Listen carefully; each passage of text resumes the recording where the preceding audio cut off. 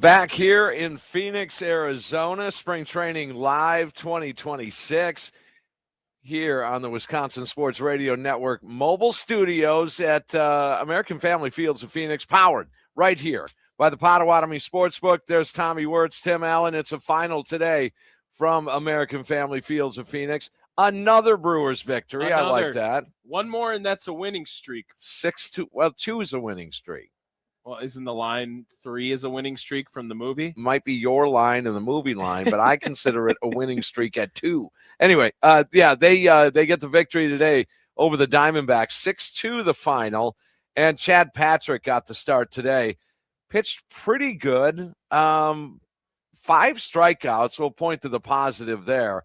Couple of runs through 3 innings of play. But did allow 5 hits as well. So he just hit around a little bit. On top of that, Tim, we are going to have Brewers broadcaster Lane Grindle entering the studio here to talk a little bit about it. Chad Patrick today. Lane, how you doing so far? I'm doing wonderful. Lane, good to see you again. We had a chat this morning. Absolutely, Tim. Absolutely. But this is the first time that you and I have had a chance to talk on the radio. Yeah. Do you realize that? I know. That's kind of wild, isn't it? I thought it was against the rules for you and I to do that. Well, it turns out it's not. Okay, good. And, yeah, I mean, this is my 11th year. You and I have gotten to know each other over these 11 years well, and have always respected you and thought a lot of your opinions and your takes, not just on baseball, but on the broadcast, too. Like, always great feedback. You always think Tim is so taboo to talk about sometimes in Brewers baseball with how he acts. But you've been around so long now here, Lane. What are some things you've heard about Tim Allen over that time? Oh, boy. Oh, man. I don't know that I've ever heard anything about him. Oh, okay. All right, good. Keep it that way. I know Tim lives, sleeps, and breathes Brewers baseball. That's the most important. Yeah, for sure. Yeah, that is, and that's something that Lane, you probably are starting to do or have done already. You get to know these guys. Now, you didn't grow up a Brewers fan, and I love talking broadcasting, the broadcast side of things. And I've always wondered about broadcasters that, well, they didn't grow up a Brewer fan. Right. However, BA told me this, Wayne Larrabee, a lot of the big broadcasters like yourself have told me that you become a fan of the person. Yeah. Maybe not necessarily the team, but you're around these guys, you travel with them, you're in the hotels, you root for the people. Absolutely, because you get this appreciation for not only what they've done to that point in their career to get themselves to that point, but what it's like on a day in, day out basis to just stay there or to try to get to that next level and continue to excel. There is so much that goes into this that most of us don't understand until you're around it daily and you get to see all the things they do. I mean, there's a reason why these guys do a lot of boring things daily in their preparation for a game, because boring works. Boring makes you better. Boring eliminates mistakes. And it's easy to think, hey, I'm in the big leagues, so I don't have to do this stuff anymore. That's not how these guys are wired. Right. And so it's really cool to see that. And, it's a great point about I didn't grow up a Brewers fan. I grew up a Kansas City Royals fan, grew up just maybe 3 hours north of KC. On a farm. On a little farm in Hastings, Iowa. But I still loved baseball, right? And George Brett was my guy. So George and Robin are close, and I've gotten to know Robin so well. And last year got to meet George through Robin. So there's all these cool things that come from it. And my stop before here was the University of Nebraska, which is a really passionate place. And it's kind of the same thing at Nebraska. It's like if you aren't a Nebraskan, it takes a while for everybody to accept you, and you got to earn your way in, right? And I grew up a Husker fan, so I understood that part of it. I think that helped prepare me for when I came here that, all right, this is the first time really in my career that I'm not a native. I didn't grow up here. I didn't grow up rooting for this team. So I know I have to earn it because it's just going to take that much longer for me to be able to speak to it with the same passion as the fans. Brewers broadcaster Lane Grindle joining us here on the Wisconsin Sports Radio Network. What'd you think of the action today, Lane? Chad Patrick was on the bump. He spoke a little bit. We'll play him coming up on the other side. And overall, what have you thought so far of the spring so far with the crew? Yeah, I think you always have to grain of salt all of this because guys are getting their work in, and there's such a mixture of who's in the lineup and who's pitching that so much of the results can get a little bit muddied unless you really pay attention to some individual things. I thought Chad looked good today. I know he gave up 5 hits. Mm-hmm. I'm less worried about that. I like the 0 walks and the swing and miss we saw in the strikeouts. I think that tells you that he's trending in a really good direction. We heard Pat Murphy say today that he's got him in his rotation. I mean, that's crazy. That's a pretty bold statement at this point. And Tim, tell him what we found out when we went down with the availability. When he left the game, obviously, just to let fans know that we have an opportunity to go talk to that day's starter here at spring camp. So there's some media availability right after he comes out of the game, but it's during the game. Anyway, Chad Patrick, we said, hey, did Murph, let you know you're in the rotation? And he's like, no, I didn't know that. I'm like, well, congratulations, because you're in. I said, they didn't tell you this, but they told us this morning. He said yes. The press pool let him know he's in the rotation. That's number one. And to your point, Lane, number two, Mizorowski confirmed this morning as well. Write it down was the quote from Murph. He's in the rotation, so 2/5 are already there, and you would assume Woody. Yeah, I mean, Woody, when he's ready, is obviously going to be in the rotation. Mm-hmm. And look, he's supposed to go tomorrow in Tempe. They're talking 3 ups for him. That puts him on a pretty good track.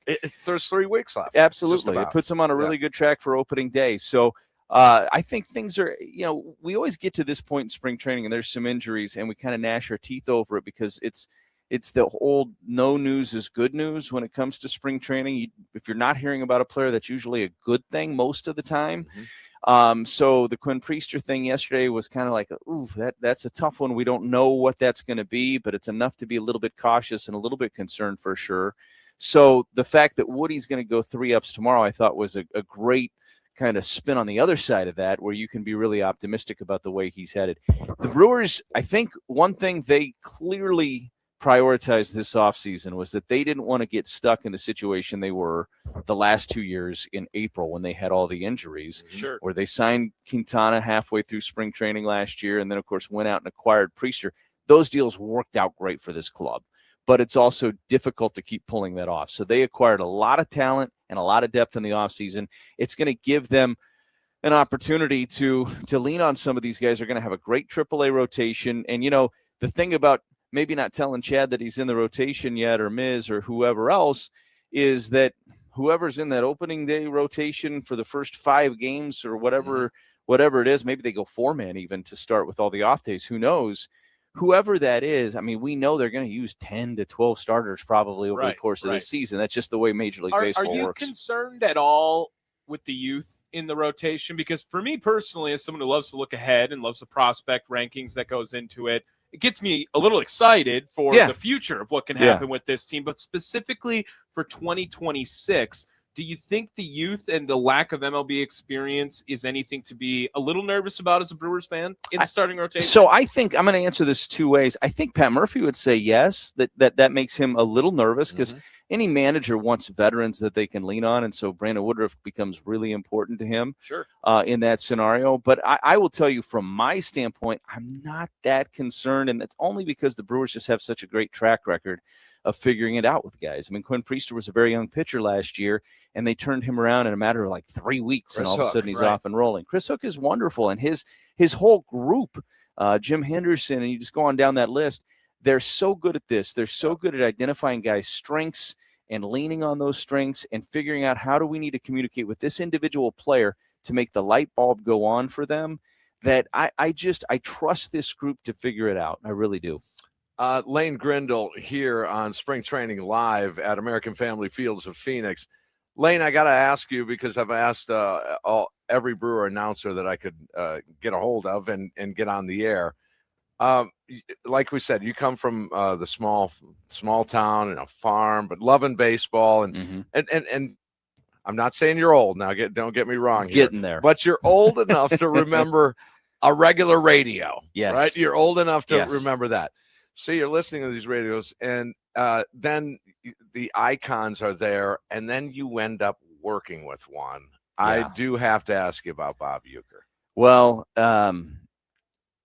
that was and always will be the absolute pleasure of my life. Beyond being able to be a father and a husband, few things could ever compare to what it was like to work with Ueck. He was not just my broadcast partner. And to be honest with you, Tim, the thing that really surprised me is that he would mentor me too. And I didn't really anticipate that when I took the job. I thought I would stay in my lane, he would stay in his, Sure. and I would speak when spoken to, right? And he kind of just tore that wall down immediately when I got there. He's like, hey, man, you don't walk on eggshells around me. You're a part of this thing, and you're one of my guys. And he treated you that way, but he treated you like your friend.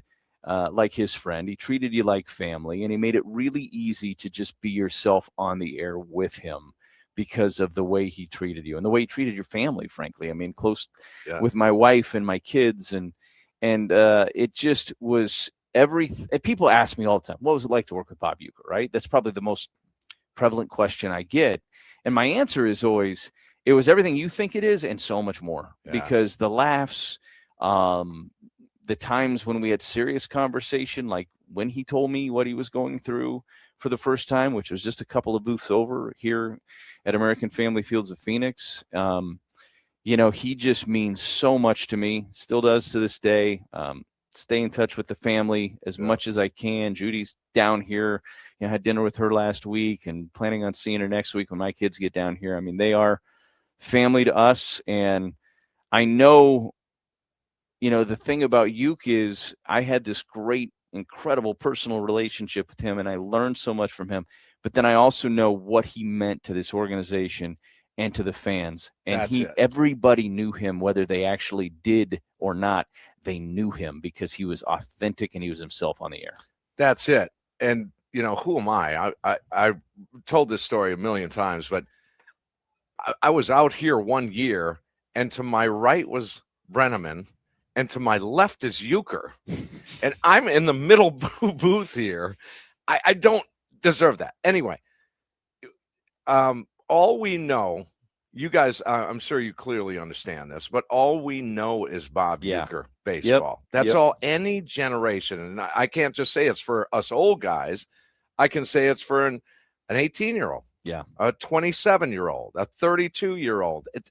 That to me, if I were you guys, I would have felt a little pressure to fill the void. Yeah, I mean, we did for sure. But I think the one thing about it is he empowered us so much when we were with him. And he talked about, he would always tell me, you're going to be here forever after I'm gone. He would tell me that all the time. And there was a reason for that, right? It was to make me feel that, right? And to make sure that I knew that he had given me his blessing, however you want to term it. But I think the thing about replacing somebody like Bob Uecker is that you don't replace him. You fill a void the best you can, and you try to do it the best way you can do it because of the way he taught you. But you also understand that you're not him. You could never come close to being him. Right. You can't touch it. You can't even do his style, even 2% of it, because he was so uniquely Bob Uecker.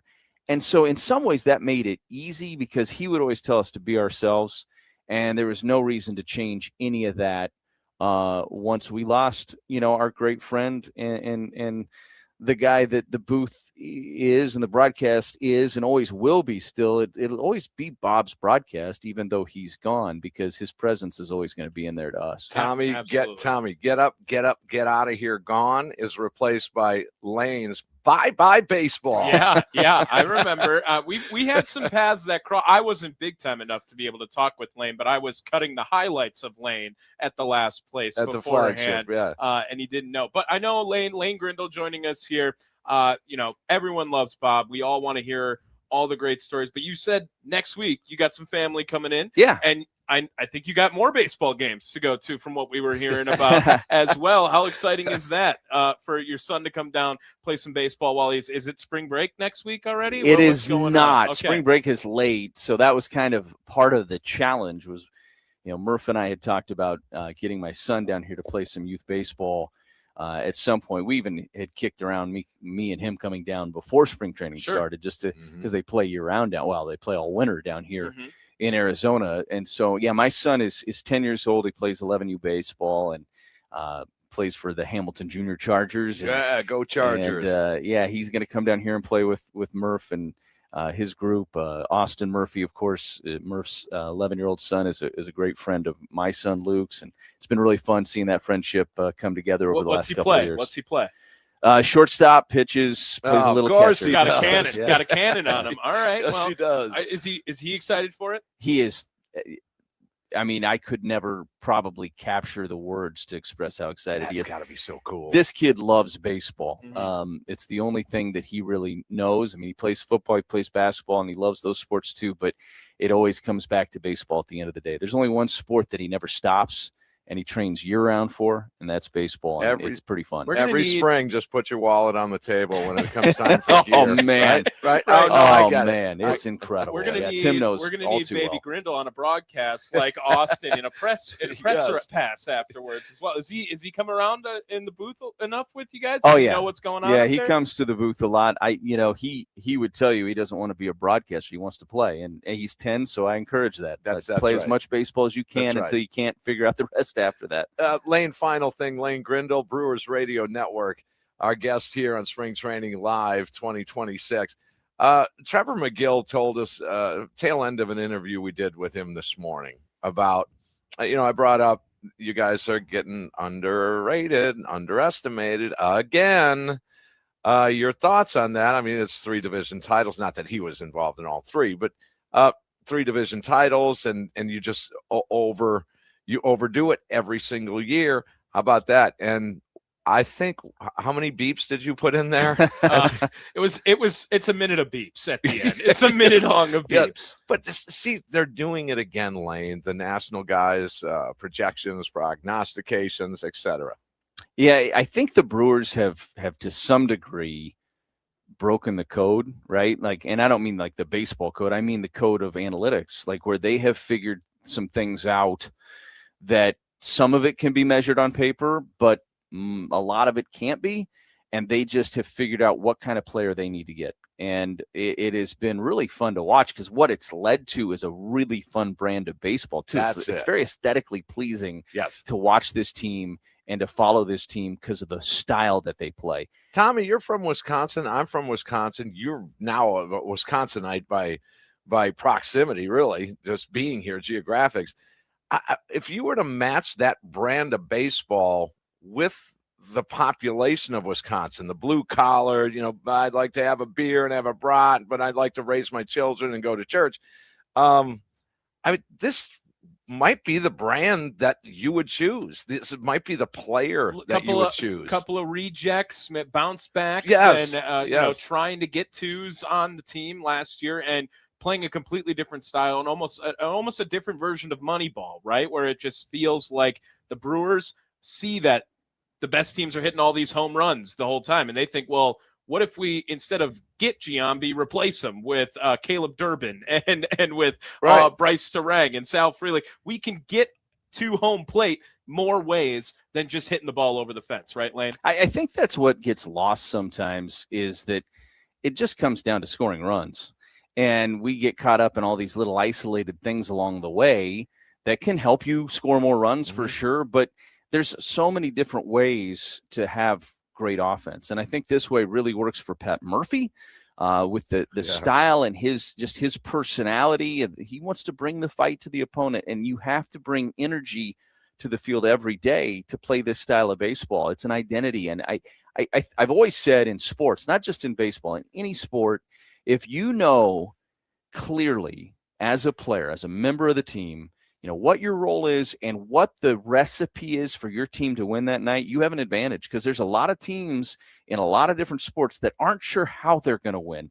What is our style? How do we win this game?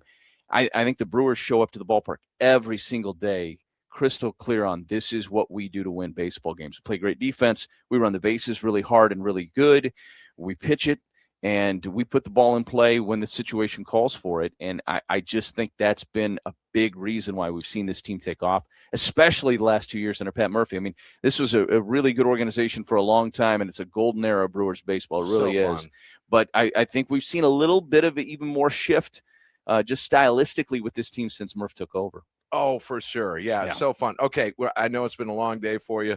We'll turn you loose here. So what does Lane Grindle do on a day like today? You just got done with the call. Yep. You got another game tomorrow. As Jeff Levering and Ken Sommerfeld, are they waiting for you or what? They're not. I will head back to my place that I'm staying at and brief little pit stop there. Then I'm actually going to dinner tonight with one of my very best friends, Kevin Kugler, who's a broadcaster for Fox. Oh my does God! What was I just NFL. telling? His You name brought up Kugler Yeah. today, yeah. Today. I On said the Westwood, right? I Yeah, said yeah, yeah. Westwood One has such great play-by-play Yes. dudes. Yeah, he's And tremendous. I mentioned Radke and Kevin Kugler. Yep. I am a huge fan of those guys. Yes. Kevin's Man. the best. He got me into the business when I was in college. No and- kidding, Wow. really. and has Okay. been my best friend ever since. And so he happens just to be down here right now. And so we're going to go to dinner tonight and catch up with him. And it's always great to see him. He's like family for me. So, Well, you're like family to Brewers baseball, and you're 11 years in the running here. No plans of going anywhere else, Lane? absolutely not. Bury me a Brewer. We're going to break some news. Lane Grindle just took a job at Westwood One. And He's also consummating breaking, he can't go to the casino with Tim tonight. consummating the deal tonight with Kevin Kugler. Right. All right. Hey, Lane, thank you, man. Thank you It's so been much. awesome. And Absolutely. finally, Always we a get pleasure. we Always get a to talk pleasure. on the You bet. air, man. That's cool. All right, we'll take a quick break. We'll get back to our visit here with Pat Murphy this morning, Jackson Churio news, who's in the starting rotation, a ton to get to. There's Tommy Wirtz, Tim Allen, Spring Training Live, Wisconsin Sports Radio Network mobile studios with the Potawatomi Sportsbook.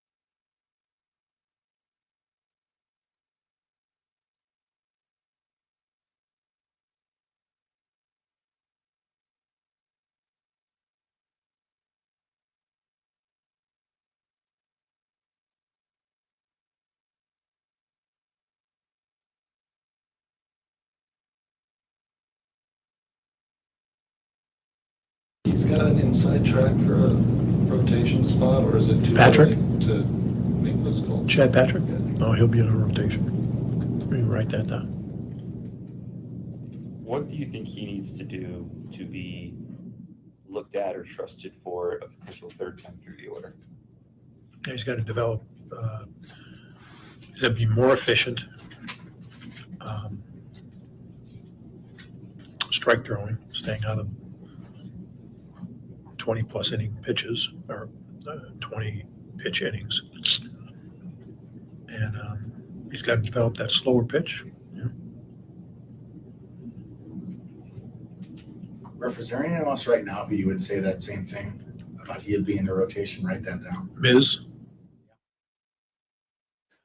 Well. A little news there this morning in Pat Murphy's press briefing. Welcome back. We're still here in Phoenix, Arizona. Spring Training Live 2026. Tommy Wirtz, Tim Allen. That was a little news. Now, in hearing that on the air here right now, he does have an out on that statement, on those statements.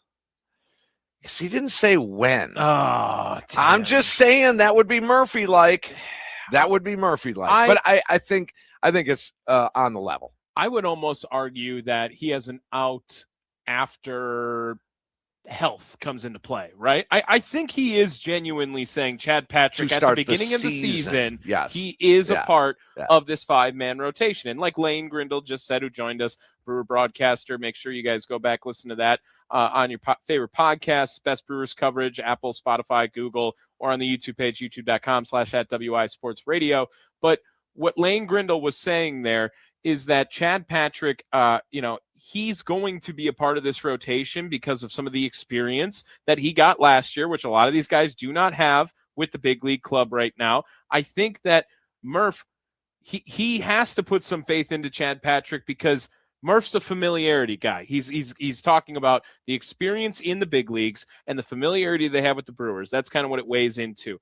I think there is room for some concern on the youth that this team has. And not only is Patrick on the older side of things, being only, I think, 28 years old, being the older guy in this room, but he also has a year with the Brewers under his belt during this. And he's such a bulldog, yes, man. That guy's a grinder and a bulldog. I love him. Those of you that have listened to the postgame show for a few years, and especially last year, you guys know how I felt when they sent Chad Patrick down for Mizorowski. I didn't like that move. Well, and now fast forward to 2026, you can write them both down in the rotation to start for the Brewers this year. And now there's really one spot up in the air right now. Because Harrison's in. And I'm really starting to feel that Woodruff will know by Sunday in a way because of how his body responds tomorrow after 3 innings. In the next few days, I would agree. Yes. In the next few days. This is a pretty important 3-inning session for Brandon Woodruff tomorrow. Yes. There is time, as we've discussed, there is time for Woody to be that opening day starter. And quite frankly, it's 20 days away. Yeah. That's enough time to go 4 innings. Yeah, you're not going to go deep into it.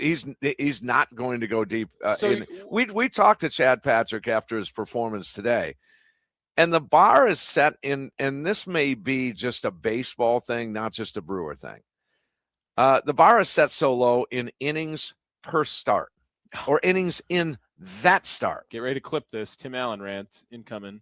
Because if you're going to tell me I can't face a guy the third time through the order because some numbers nerds are going to churn up an algorithm and he doesn't see that I'm out here pitching to Lil James Groover, dude, Lil James Groover for the third time. By the way, the Diamondbacks started a man today named Lil James Groover, which is the coolest name of all time. Maybe? Which was my rap name in Detroit. You had admitted you wanted a Lil James Groover baseball card. If you're listening to the show, You got to send Tim Allen a little James Groover autographed baseball card. I don't care what it is. Could be a college guy. I know nothing about this man. I know nothing. I want that card. But anyway, so if you're going to tell me that an algorithm dictates that I can't face the third time through an offensive batting order, oh man, then when can I? Well, and okay, let's make it simple numbers, nerd Tim. Right? Well, we'll make pitches. Right? It all comes down to pitch count for the most part on this. If Chad Patrick gets through 5 innings on 73 pitches. Sure, send him out for the 6th. Send him right? out to attempt it. Does the score matter? Again, to an extent, right? I agree. Like, is it 3 runs or less? You get to go out during that. If it's more than 3 runs, you're not going out during that. Do you have a rested bullpen? Yes. Do you have flamethrowers? Are there a bunch of lefties coming up? And Chad Patrick, I can't let you go at the lefties. I got Koenig here gassing against these lefties, ready to go. And I do believe that Chad Patrick can turn into some sort of a workhorse, right, around that 170 innings mark for this team. That's what they got out of Freddie Peralta last year. They're going to need someone to chew him up. They need someone to chew him up. And Chad Patrick is a guy that Pat Murphy put in big moments last year out of the bullpen. And we've also heard that there's a lot of candidates to still be in this starting rotation. Let's assume that we have Jacob Mizorowski and Chad Patrick solidified in this rotation. You would have to think that Brandon Woodruff, when healthy, he is solidified in that rotation. Same with Quinn Priester, where he may miss. I don't think it's going to be a long-term thing. I really don't yet. I'm not concerned about Quinn Priester as far as missing extended time quite yet. But there are a lot of guys competing for those last 2 spots right now for that 5th starter or 4th starter. Kyle however Harrison it might go. should not have to fight for a roster spot here. I agree. I think that, but we don't have any confirmation on that. I'm just trying to figure out what we know, right? So let's say that Kyle Harrison is a candidate. I would say that Aaron Ashby, we learned, is a candidate today. Potentially. DL Hall, candidate. Brandon Sproat, candidate. Yes. And maybe throw in a guy like Logan Henderson or Robert Gasser. Yes, that also will be there too. You're talking about 6 guys to compete for 2 spots during this, and we've been harping on this all week. It might be a benefit that there is one guy banged up so you can try out a couple of different options to see what you like, Tim. Strength in numbers is what I mentioned to Murphy this morning. Mm-hmm. And that goes for anything. You got a lot of choices here. That's a good thing. All right.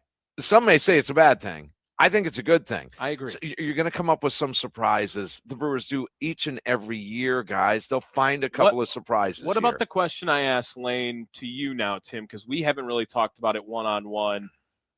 Does this youth excite you for 2026 specifically? Because I really am excited about what the Brewers have. They have a lot of control under these guys for a long time at this point. And now, looking at it for 2026, they have 3 guys with over a year of service time in that starting rotation. If you count Ashby, you can maybe go a little bit more. Not much service time out there. There's not a lot. There's not a lot. I am a little nervous about that. I am, because you just are. We're used to Woody Burns Peralta. Boom, boom, and boom. Yeah. Right? So now you have all these choices. I am convinced they'll find a couple. So that's the exciting part. The Quinn Priester rise up to the occasion, work with Jim Hook kind of story. Yeah. I think there's another 1 or 2 of those, as long as there's a bunch of candidates to do that with.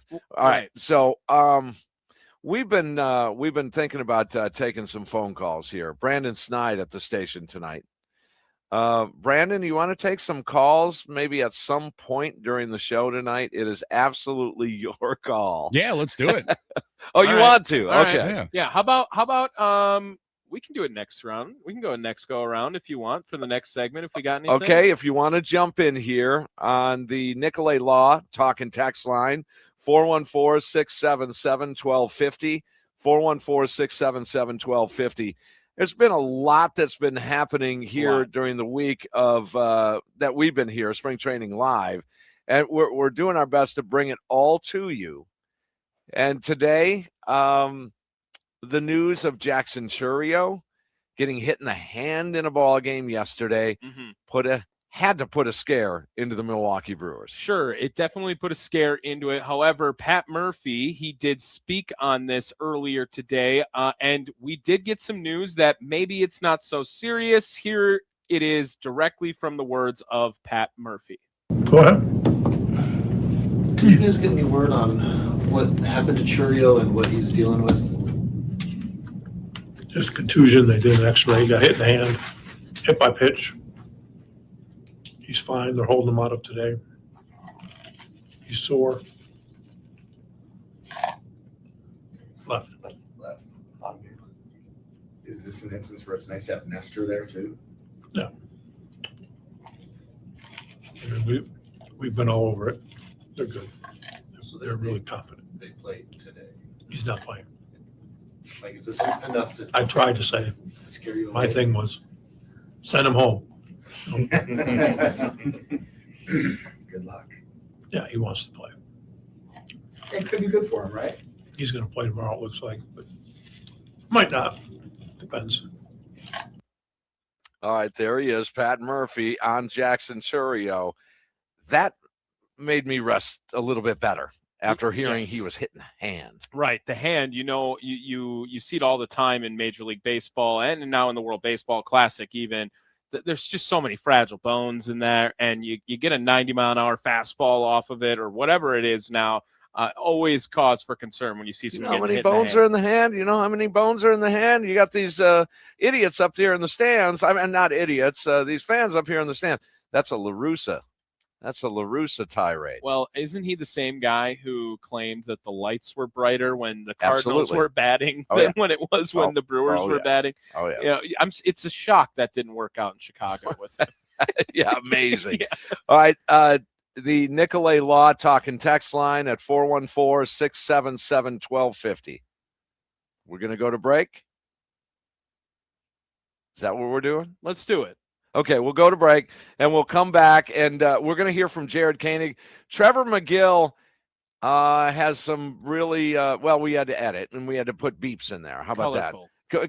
Colorful conversation about what the national guys were saying about the Milwaukee Brewers. But right now you're listening to our final edition of Spring Training Live here at American Family Fields of Phoenix. There's Tommy Wirtz, Tim Allen in the Wisconsin Sports Radio Network mobile studios, powered by the Potawatomi Sportsbook.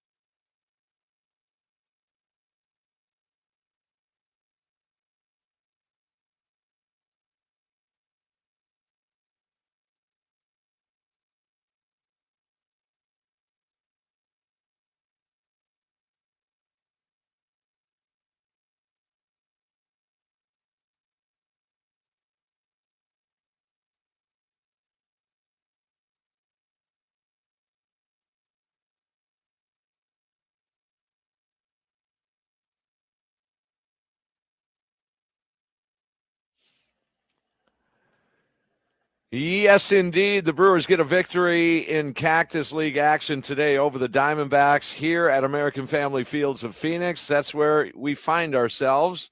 Tim Allen, Tommy Wirtz, Spring Training Live 2026 in the Wisconsin Sports Radio Network mobile studios, powered by the Potawatomi Sportsbook. 6-2 the final. Get to some offensive numbers in just a little bit, but Chad Patrick started the ball game today. Chad Patrick had a good day today. Was announced from Pat Murphy that he would be in the rotation, so he's got to be pleased about that. And then went out and pitched 3 solid innings. Did kind of struggle a little bit on the hit side of things. He scattered 5 hits, but he also had 5 strikeouts, gave up a couple of runs in this performance, 3 innings. And as I said, he was Pat Murphy told us, the media, that he was in the rotation here. But we caught up with Chad Patrick after his performance today as the Brewers ultimately got a 6-2 win. Chad, how do things change when you start to get the pitch count to kind of go deeper into some of these games, more like a normal game? I felt like everything today was, a little grindy, just trying to feel out, how to be competitive and also, work on things too. So I think as, the rest of spring training goes, like bringing the pitch count up and just being ready to go is important. In year 2 for you in the big leagues, what's the goal of this spring? Yeah, I think it's just, identifying where your weaknesses are and making sure that they're in tip-top shape come season time. When you keep working on the slurve, what's the feedback you're looking for? Is it swings? Is it movement? What do you try to get out of these games with the slurve in particular? Yeah, I think just trying to, get strikes with it and get swings and misses. It's just something different versus, seeing cutter fastballs all the time. So it's more so for a hitter to, just being able to respect the fastballs more. Where are you at in that project? Do you feel like, is it early? Is it? I think, I thought today it was really good. I think it's there, and we're just going to keep making adjustments on it and keep throwing it. Murph told us this morning that you're one of the guys that he's got locked in for the opening day rotation. It's, you did it last year, but is that still a big deal? I think you stay hungry though. I think that's the biggest key for every spring training or every year that you come in. Just stay hungry and be ready for when your moment comes and just stay locked in. Murph told us that this morning, but did he tell you that you were in the rotation? I have not heard that from him, no. So, well, congrats. Thanks, guys. A little bit different. Last year you had the car packed, ready to go to AAA, and went to Yankee Stadium and said this would be different. Yeah, no, for sure. They were just talking about that yesterday. It's just crazy how things happen, and just be grateful for the opportunities. When you look at the group of guys, there's a lot of guys in your position. It's Woody, and then a lot of guys establishing themselves. What is it? What do you think just about the makeup of the group and the number of guys at the front of their careers? Yeah, I'm no different than any one of them. Everyone's here to make the club, so you have a lot of guys. They made some trades, and everybody's trying to be who they want to be, and I think that's a great thing to have, especially for the Brewers. What do you point out from last season? When you include the minors in the postseason, you're a well-qualified pitcher, over 170 innings. How do you keep that level of intensity and that level of, I want to produce this many innings again, but at the big league club for this season? What was your question? Just how do you throw 170-something innings again? Yeah, stay healthy. I think that's the biggest key for any pitcher in this locker room is, make sure you're staying on top of things and taking care of your body, eating the right things, drinking the right things, and just, healthy is the biggest key in this game. we see a lot of injuries, and don't want that to happen to anyone. Do you have a goal going into each game in terms of innings? I know a lot of people say that starters are shorter these days, or this era, if you will, but you personally got a goal, a mark to hit? Yeah, I think any starting pitcher would say that you want to at least make it to the fifth, and then after that is dessert.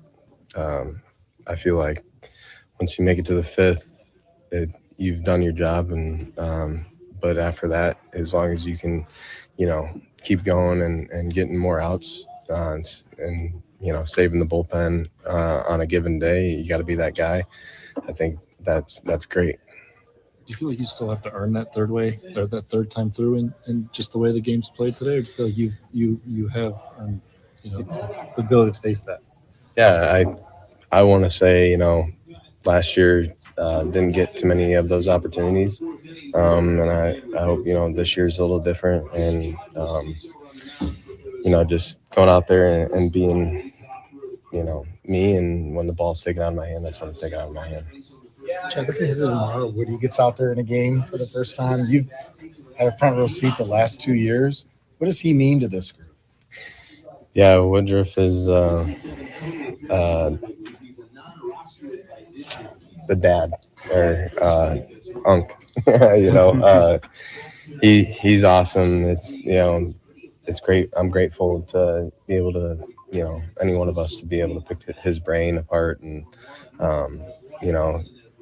take the crap that he gives me and kind of try to give it back, but it doesn't go over well. He's awesome for this group. He's a great leader. He just really understands the game and how to pitch, and that's kind of what every one of us takes from him. Well, there he is, Chad Patrick, the right-hander in the rotation. And Has anyone ever called you Unc? No. No. No. Oh, God. We got him to smile a little bit there. That was That about was cool. as personality-driven as Chad Patrick gets. He is a good there. dude, though. Yeah, great dude, dude. And I love that Woody is Unc in the clubhouse. Unky Woody. Oh my goodness. It's so much worse when you say it. It's just bad. Drip, Unc, Bougie. That's what we've gotten this week out of Tim Allen. Isn't there a way I was dressed too? There's something. What was that? No, drip. Drip was drippy. You said drippy. Drippy? Yeah. You were dripped out. I was all dripped out. Yeah. Oh God, this could be a long season. A long season. Yeah, it is. All right, we're here at American Family Fields of Phoenix after a Brewers 6-2 victory over the Diamondbacks. Trevor Megill, a fun conversation with him. You're going to love toward the end of this what he says and how he says it about the projections for the 2026 championship season of your Milwaukee Brewers. So stick around for that. What else do we have coming up in hour number 2? Jared Koenig, all coming up on Spring Training Live here today as well, too, Tim. Very good. We'll check in with Trevor Megill up next. Tim Allen, Tommy Wirtz, live in Phoenix, Arizona.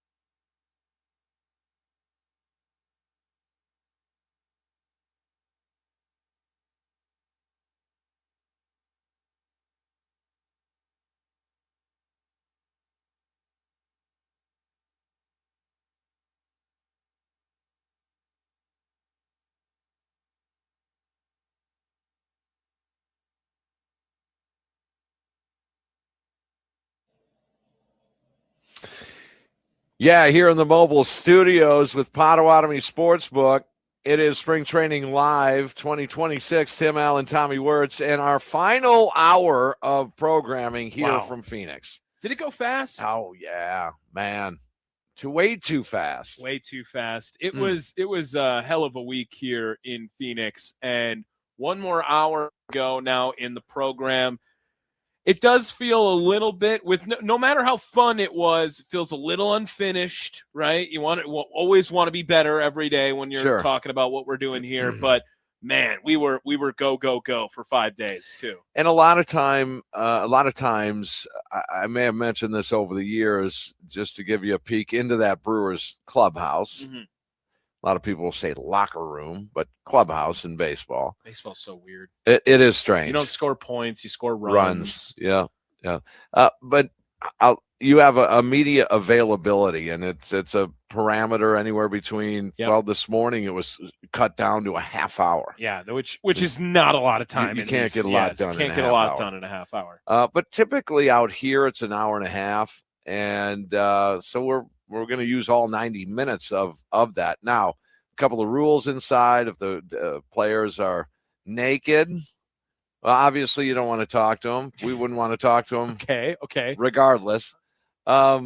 But if they're in street clothes, kind of want them to get into baseball mode and uniform on. If they're eating, don't want to go near them while they're eating. If they're eating at the main table or playing dominoes or cards or cribbage or whatever, they're just shooting time at that point. So a lot of times one would say, well, get interviews of all of them. Yes.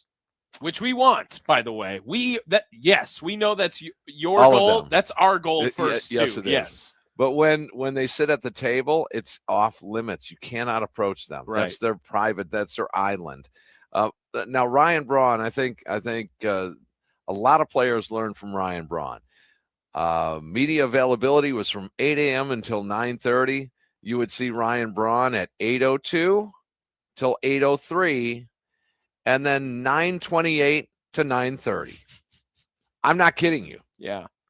He knew exactly what to do. Well, and I believe to avoid the media. I believe that. It makes sense. And some guys, I get it. I do want to give the fans the experience of talking to everyone, but I don't want people to not want to talk to us either when they are talking to us, right? I mean, that's some of the best stuff we've gotten. Like when we played Blake Perkins earlier this week, like that guy wanted to talk to us. Yeah, he did. He had a great attitude. Brock Wilkin, right? He wanted to talk to us. And you notice the difference in that. And hopefully when we're here next year for a longer time frame and we get more time with these guys, a little more acclimated, then it's going to be even better. But I still couldn't be more proud of what we got done this week. Yeah. Yes. It was fun, and hopefully it gears you up for Brewers baseball. Hopefully you turn the worry down for Brewers baseball. Question for you, Tim. Trevor Megill probably was our last chance to interview him in spring training as a member of the Milwaukee Brewers. I don't think so. Oh, I don't think so. The dude is a lockdown. He's an all-star. He's an all-star. And I understand a big part over the last 2 years. I get the whole peak value and all that. I get all that. And his stock isn't going to be as high ever as it is right now. You think about the back end of the bullpen, much like we say there's strength in numbers in the rotation. Think about that as closers. There's strength in numbers as closers. Yeah. Now, is it more than two? We could debate that, but it's for sure two. Not many teams have two opportunities to have all-star closers. One would be Abner Uribe and the other Trevor Megill. And the Brewers, they've had this as a blueprint for a while now, right? Grooming Hader into being one, grooming Williams into being one, grooming Megill into being one, now Uribe into being one. Like, this is what the Brewers do. They always want to lock up a setup man because they have a setup man that usually has a little more team control than their closer at the back end. In that pen, there are some select arms out there. Jared Koenig, we're going to hear from him in just a couple of minutes. He threw today. He did throw a scoreless inning.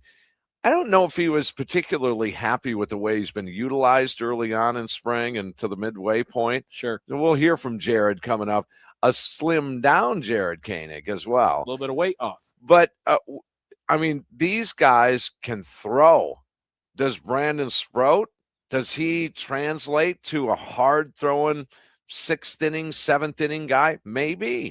It's quite possible. Well, you have the lefties in Ashby and Hall. Yes. You've got a lot of flamethrowers out there in that pen. And it's led by the Trevor Megill, right? Is. That's the leader of this bullpen, it feels like right now. Yeah, we caught up with him this morning, but be on the lookout. Late in this interview, have some fun with Trevor Megill. Tim Allen, Tommy Wirtz, Spring Training Live 2026 with Trevor Megill. Trevor, how are you, man? Doing well. That's good. Everything healthy? Yeah, everything feels good right now. All right, midway through camp here, about what you expected in terms of some mound time? Yeah, build-up's going as planned right now. Another game on Saturday. Last couple lives in the game against Kansas were all pretty good. Now getting ready, going into opening day, how does this year feel different in spring training after coming off a very successful season personally and for the team? Everybody seems to be really locked in and focused right now. A few pieces changed in the off season, but just kind of what we do as Brewers, and the front office got some really good pieces from the Freddie trade and all the other ones we got. So really looking forward to seeing our young guys. And do you take some responsibility to try to keep the clubhouse together in a way when guys like that go out? I mean, just from a guy who's been here now for a couple of years and had some success, is that something that you kind of see your role in this clubhouse a little bit? I just kind of try to do it myself and just kind of do what I need to do and hope the people behind me just kind of follow, I guess. But everybody here is just very professional and hungry and takes care of their own business. A lot of opportunity in this clubhouse too. So people just seem to be hungry and next man up. Normally over the years, I never really talked to you guys about money, but outside of the fact that just congratulations on your deal, that's got to make you happy. Yeah, a lot of hard work and sacrifices and stuff paying off right there. Yeah. Okay. So take me back to last year. Pitchers have different styles. I've always been fascinated with you guys. Sometimes it's like you're sitting in a library and playing baseball. Other players, you're just all jazzed up. Take me back to some of those games where, man, you were fired up, just lost in the moment, or what? Yeah, I mean, it's when you strike out the last batter of the inning too, it kind of gives you that opportunity to let it eat. Whereas like a double play or pop out or something like that, it's more just like clapping the hands. Good job. But just raw emotion. Game 5 is obviously a big one. Starting that game and just kind of striking out the last hitter and going bananas. Well, that's really the moment I'm talking about. There's a few of them. I mean, Dodgers series, I let it eat, but that one for sure. Like it's just everything's on the line, and we had really kind of a difficult time getting out of the first inning that whole series, and just knowing how far a 0 would go there, and then just trying to do my best to get the crowd and everybody behind us. This cat was saying you won the game after that first inning. I mean, I told them we were going to win. They went and did it. So. Well, you said a little more than that, but I appreciate you not saying it on the radio for us here. But where does that moment rank as far as like personal accomplishment? I know this team and this clubhouse is very unified, and it seems like you guys only celebrate together or lose together, but that moment's got to be high on your personal achievement list. Yeah, I mean, that was top tier. Just everything that you go through a whole 162 from, you go be the first one instead of the last one for a change, and just sitting from the sidelines and kind of watching all your players, all your boys that have been grinding through the trenches with all year, go out and just handle their business and make it work. It's just it's like exciting and just, I don't even know the other word, but it was just very exciting and awesome to watch. And you got to feel some sort of confidence when something like that happens. And, they believe in you, and you guys hadn't got out of the first inning all series during that time. To have your name called has to be pretty awesome feeling. Yeah, it was very exciting. Hadn't really started a game since like college, but I mean, we have like the 2 opens from the year before or something like that. But nothing. Oh, there's a homer from Shohei on TV right there. But yeah, I mean, it's just everything came together, and it was just a very proud moment. Just everybody, all of our hard work, just came together, and the bullpen dominated that game. So Well, opening day, you ready for the opener? no, We need that win. I don't know who's going to open that one. We're still kind of seems like we're figuring that out, but no, it's ninth inning. I like it there. Final thing for you, expectations, nationally and some locally. Always underestimate you guys, man. It's just seemingly every year. And here we go, 3 division titles consecutive. You're in the playoffs every year. Here they're back at it again, underestimating you. Yeah, I mean, what, 83, 87, something like that. They got, I mean, them, whatever. It's every single year. It's just same, different story. It's just up to us to, play the hard baseball we play and just be committed to each other. But yeah, them. That's every single year they say that. Trevor, thanks, man. Yeah, of course. You guys have a good. Hey, thanks a lot. Well, there he is, Trevor Megill. I didn't realize he did that many beeps. Well, one of those. Wow, beeps, and I was there. One of those beeps might have been one of the 3 of us. I won't incriminate. Oh, that's right. I did one too. Yes, I did. It's just Tim just going out and saying it right out there, and I was like, man, now I got to bleep Tim. It might be the first time I've ever been bleeped. On the radio, Might be. It only took 21 years of post game. The 20 plus years. Yeah. All right, the bullpen, we're going to figure it out. Brandon Snide at the station, he's going to help us out in just a couple of minutes. We're going to come up with your 8-man bullpen to break camp with the 26 championship season. This is a leading candidate. He certainly is one of the 8 that'll break camp. A couple of days ago, we had a chance to catch up with Jared Koenig. Yeah, a few pounds, nothing crazy. Okay. It was just lower weight. I mean, the intention wasn't maybe necessarily to lose weight, but when it's because I put weight on in season easily, it's not an issue to maintain weight. Yeah. So come in a little lighter and have the chance to build weight up, and there's nothing wrong with that.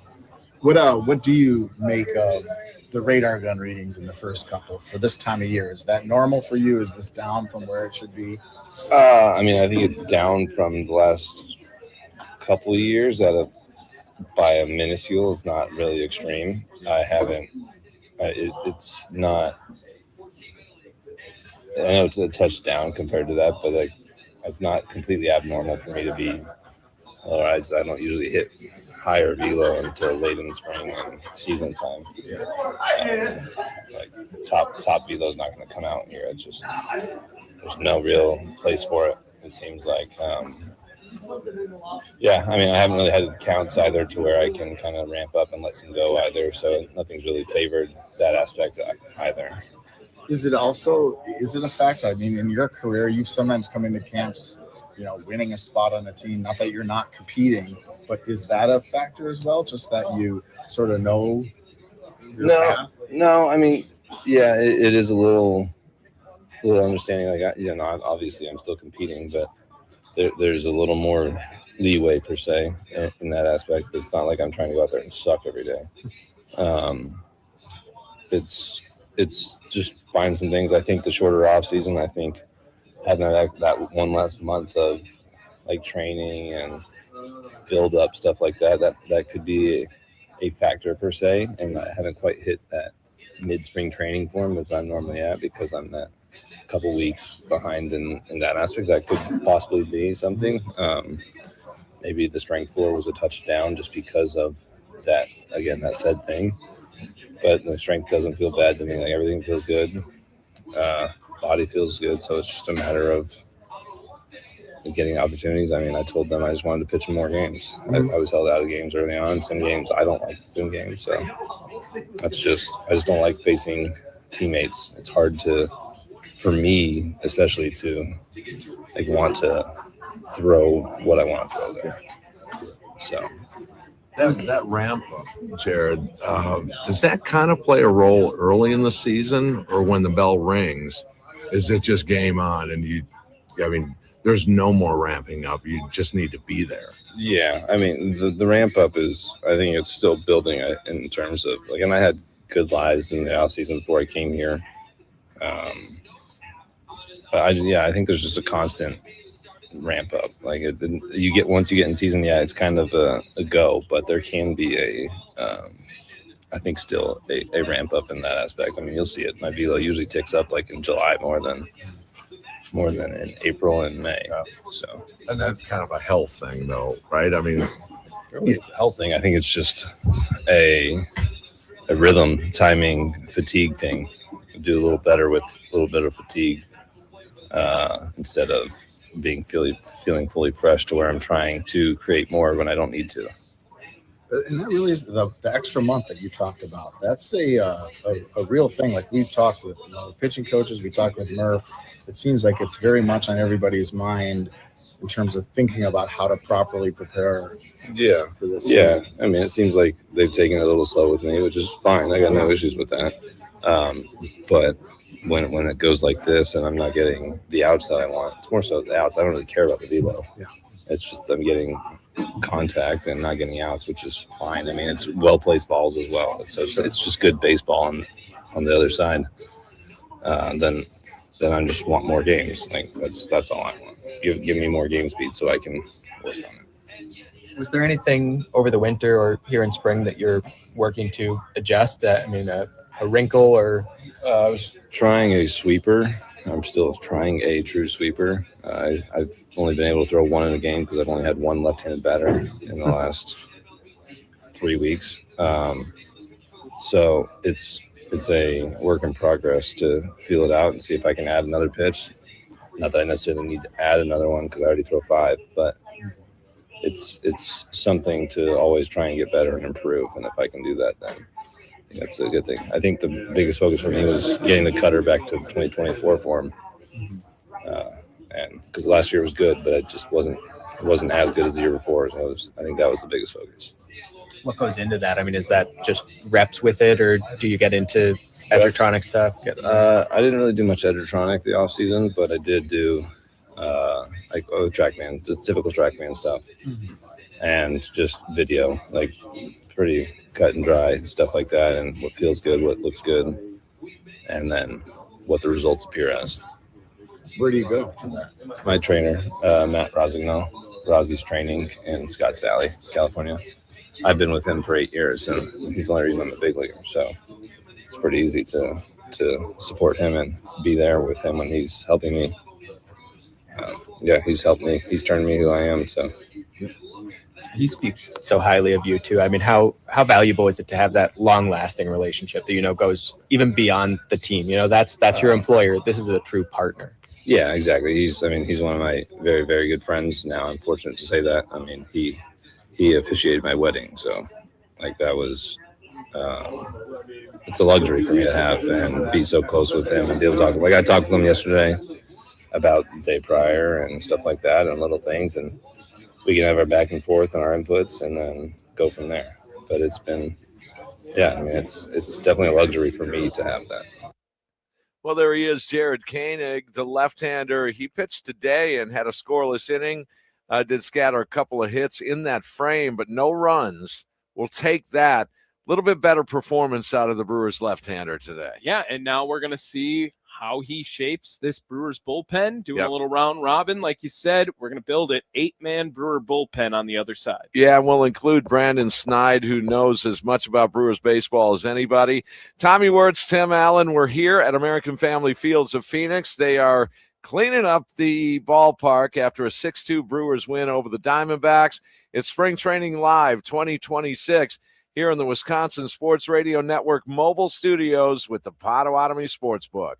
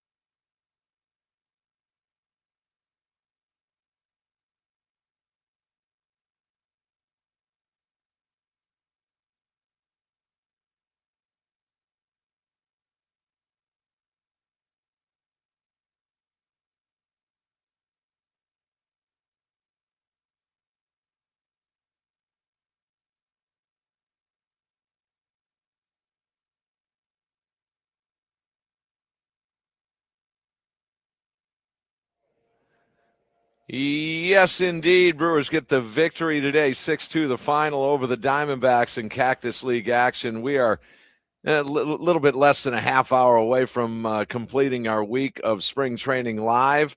We're closing up shop here as security is just about ready to kick us out of American Family Fields of Phoenix. For us. Sprinklers are yeah. on. Got a nice little shade coming over. Sun's getting ready to go down here. And just if you didn't think that returning from a flight that's about 4 hours or so, 3.5 hours, maybe a little bit of jet lag. Guess what? Daylight savings next day. Get some right there, right back at you. That's true. We'll switch our clocks. Tomorrow night, right? Yeah. Tomorrow isn't or it like Sunday 1 o'clock? morning. It'll just jump right to 3 or something or 2. Yeah. I don't know. Yeah. I don't. Spring ahead. Spring ahead. Fall back. There you go. Fall back. There you go. We were going through some nursery rhymes in one of the manager's press briefings today.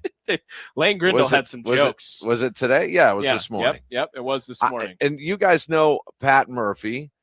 What you see on TV and what you hear on the radio isn't necessarily the complete presser. Okay, it's not the complete press conference. There's a lot of things that go on in there that are off the record. We get it, and we have to adhere to that, and just that's out of respect. But there's also things that we can talk about. And I didn't know that the ring around the rosy, pocket full of posy, ashes, ashes, we all fall down. Right. Okay. Nor did Pat Murphy. Yeah, you didn't know that it was based off of the bubonic plague back. Did not know any of that. I did know. You knew that? Yeah, I feel Let's like. bring in Brandon Snide. Brandon, did you know that? No. You learn something new every day, is what I've been told, and I did not know that.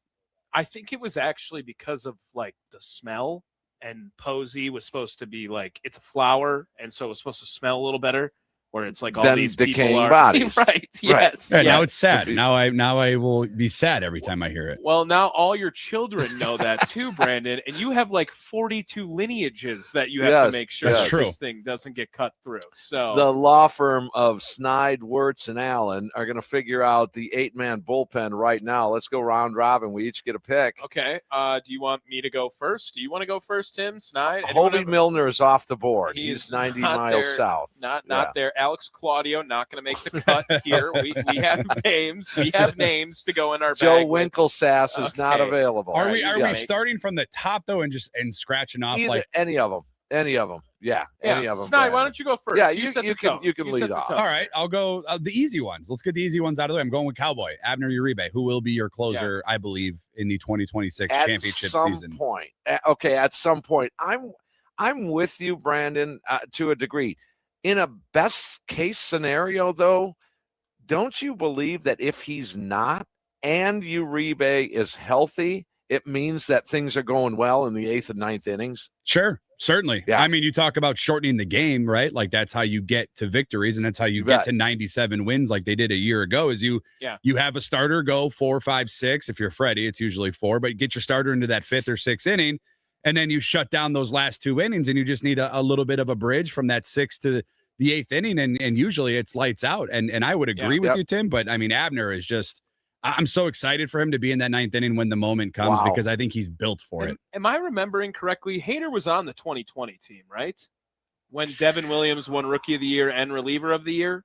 I believe so. So, I mean, that can still happen Yeah, from he the was 8th there. inning spot, Yeah. and he wasn't the closer. Like, Uribe could be the anchor of the bullpen. It just could happen in the 8th inning at some extent. sure. Tim, you want to go next with the next guy? All right, well, I'll just go with our buddy potty mouth Trevor Megill. Yeah, we should have to bleep his name. We should bleep his name. Trevor bleeping Megill. Yeah. Whenever we bring him up, we just have Trevor bleeping Megill. Like that would be a good nickname for him. Obviously, has to be there. I mean, what he's done over the last 2 years, and then we brought it up with him in the conversation of what he did in Game 5.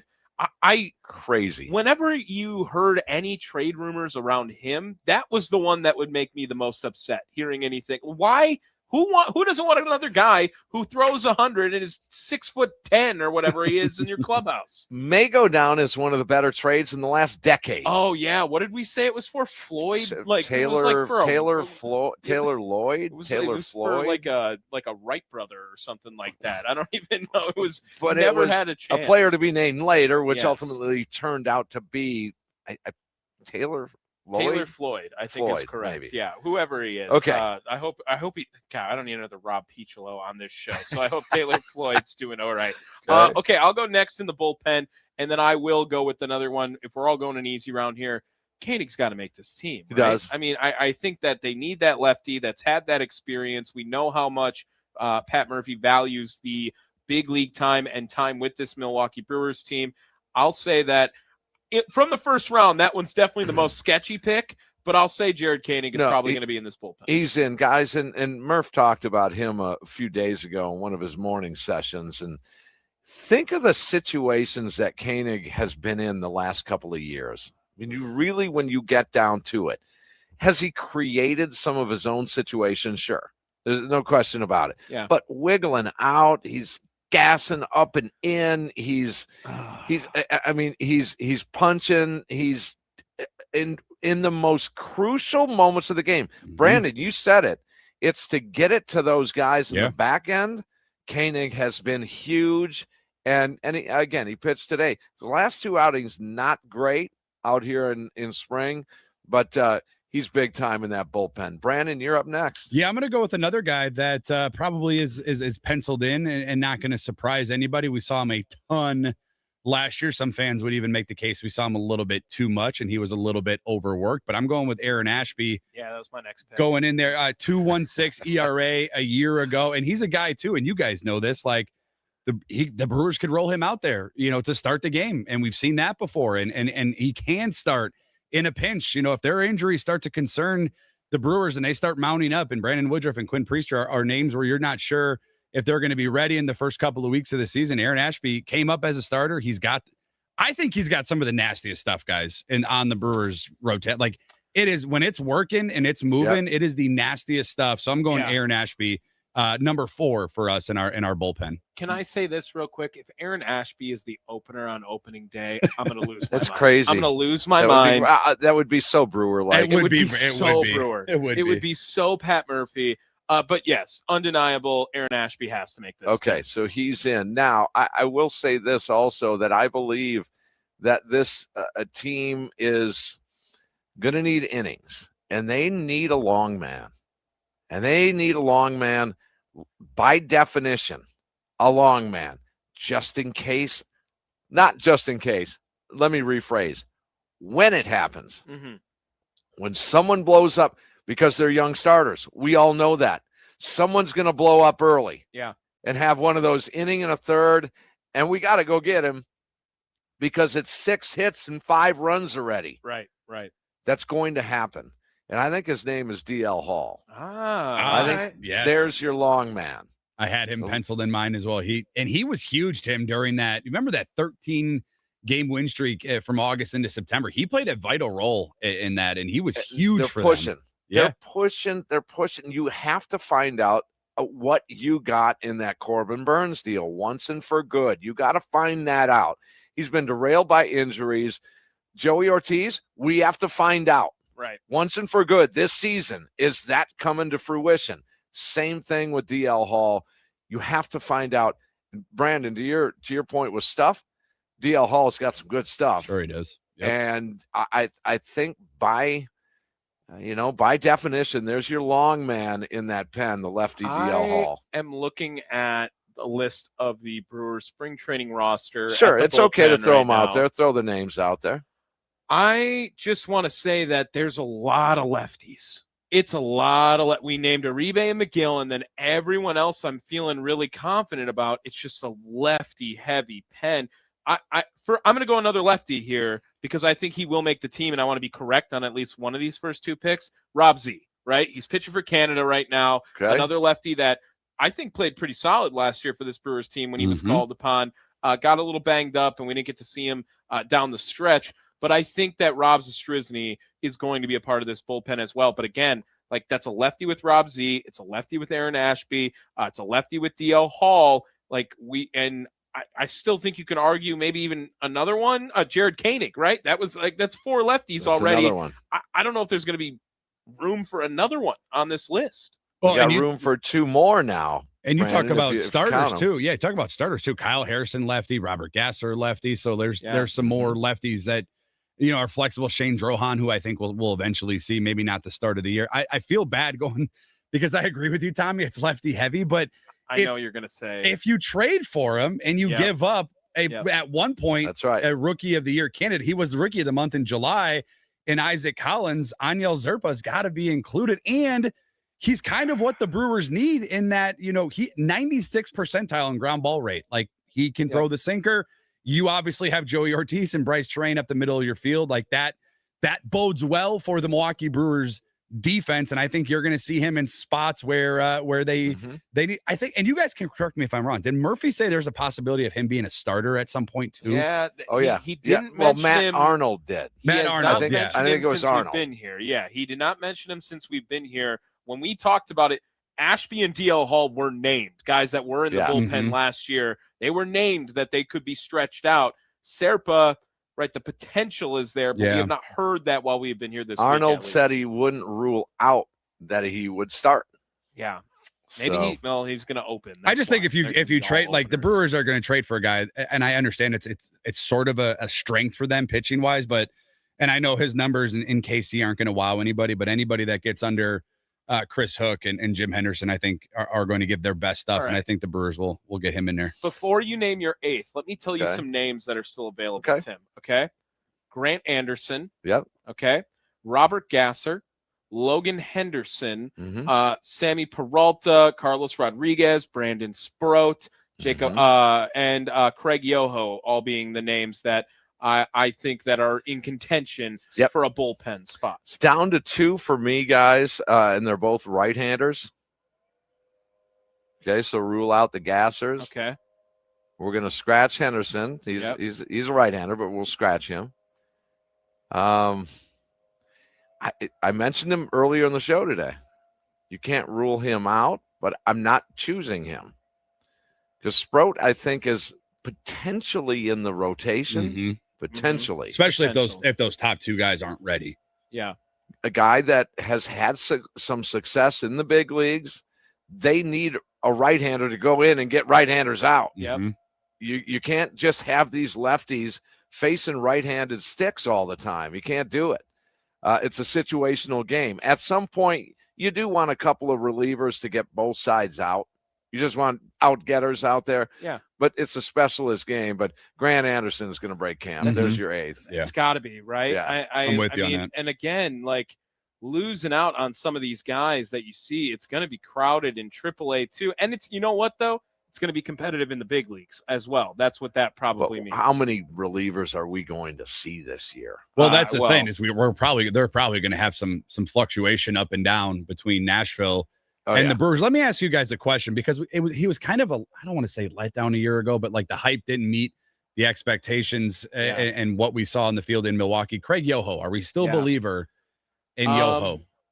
No, I don't think. And that was at least from me personally, believer. I guess it's strong to say no, but I told Tim this, I believe on air a couple earlier of days this ago. week. Yeah. Something just happened, right? I mean, it wasn't even just lights out in AAA. It was disgusting. It was unhittable. It was the most insane numbers you'd ever seen. National publicity. Yes. Look at this. Look, not the airbender. It's just some weird kind of wow. It was an unbelievable changeup. And even when he got to the big leagues last year, it worked, but then something just happened. And something hasn't looked right in spring this week either with him. Yeah. And that's a really small sample size for us to make a decision on it. But of any of the names that we just said, maybe he's going up with Grant Anderson, but I think Grant Anderson earned a spot on this team last year as well, too. Yeah, and that's not to say we won't see Yoho at some point. Right. Because the frequent flyer miles are going to be going back and forth. We don't know. I mean, it might be Henderson and Gasser and that bullpen. We don't know. We just there's unpredictability to every season. There's always these surprises that are going to be positive, and we are going to say, holy crap, we didn't expect this. So, again, to recap it, I believe we had a 5-3 split on lefties, righties. Rob Z, right? He was one of them. Angel Serpa, that's another lefty in this bullpen. We had Jared Koenig, that's another lefty. And we had Aaron Ashby. DL That's another DL lefty. Hall. DL Hall. That's 5 lefties now. And then the other ones are your Megill, Uribe, and Anderson. I think we're short. We're short a righty. I think you need a righty in there. So Sprout? which lefty do you remove?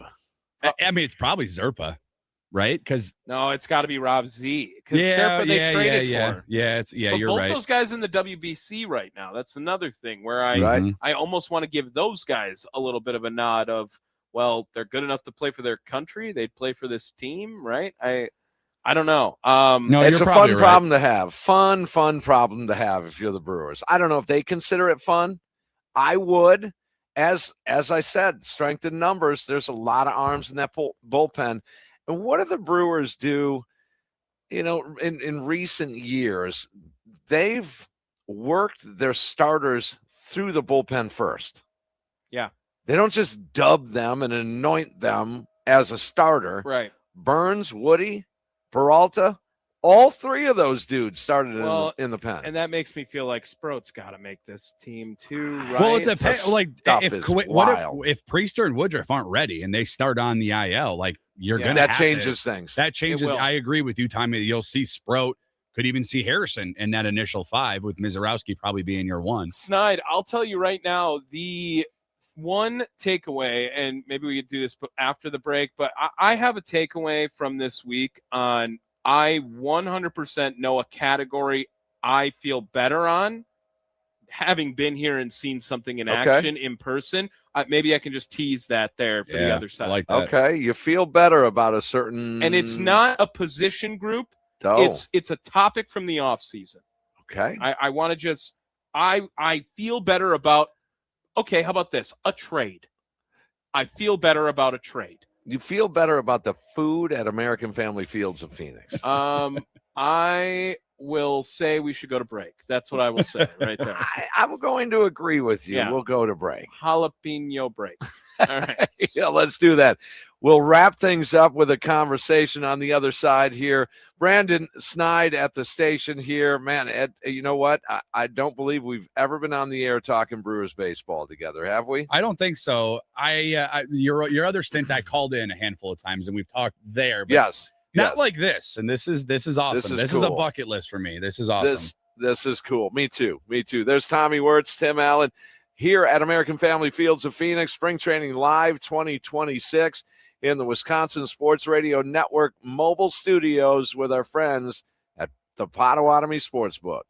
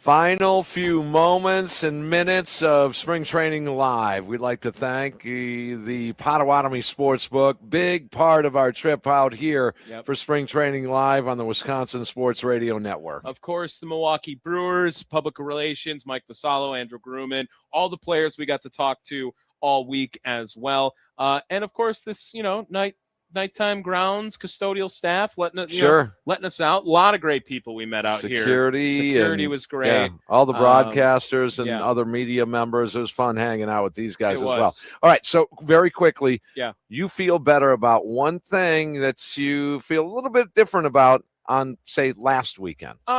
Maybe not quite different, but maybe even more excited than I thought I could be. Okay. That deal with the Boston Red Sox for Caleb Durbin. Love it. I think I was okay with the deal already when it happened. I know losing a guy like Caleb Durbin, who was so crucial to that team last year in 2025. But then you throw in Andrew Monasterio, who's kind of like a team morale guy, and Anthony Siegler, which I don't even know if we're allowed to say his name on these airwaves. But Kyle Harrison looked really good. Shane Drowan looked really good. And, hey, David Hamilton – he's going to make this team. Couple of nice pokes out there this week, too. Yep. It was a big week for that Boston Red Sox return. And I'm telling you, Drowan is a guy that quantum leap 2027. I can see it. I can see it in a couple of years. Now, I feel better just knowing that Brewers baseball is on the horizon. Yeah. It always seemed like it was a million miles away, and it was never going to get here. We're trapped in the wintry mess of early December, and then January cold hits us, and it stays cold for about 2.8 million days. And then we start getting, pitchers and catchers, and that's exciting and all that. But it's official now. Yeah. It's just 2+ weeks away, and they're going to break camp here and play a couple of exhibition games at American Family Field. It's amazing. It really is. We love baseball season. We've talked about it, Tim. Like, we love Brewers baseball, regardless of what's happening. And we're always going to root for this team. We're always going to be a part of it. It was my first ever spring training experience. It was a blast to do it with you, Tim. In some cases, people probably think, what the hell is this kid from Cudahy doing right here, too? And we hit the ground running. And I couldn't have been more excited for it. So I want to say thank you to you as well for being a part of the first spring training experience I had. Yeah, you got it. We're going to have a blast here on the post-game show with Potawatomi Sportsbook all season long, the 26th championship season. Saying hello to the fans throughout the week as well. It's just, man, there are people just like you, just like me, just like Brandon, just like anybody, man. We love this baseball team. And it's not wrong to want a World Series, folks. It's not wrong to think that way. Don't let anybody tell you otherwise.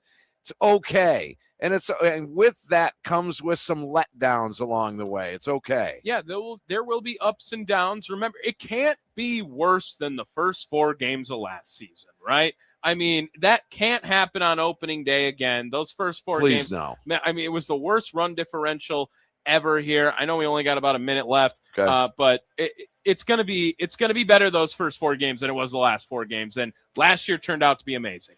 And I learned that Christian Yelich really likes me. Dude, Tim, is he married? You might be asked to stand in his wedding. I might be. Yeah, indeed. He likes me that much. Yeah. He wanted to give me a hug. You had to say you don't do hugs. That's what it was. That's right. That's what it was. Maybe we might work it out down the line. Maybe. All right. For Brandon Snide, Charlie Houston, you guys have been dynamite back at the station. Yes. Tommy Wirtz. My name is Tim Allen. Have a great weekend, and we'll talk to you Wednesday. We're talking Brewers baseball on Hot Stove. And remember, smile, Phoenix. Bob Uecker is smiling back.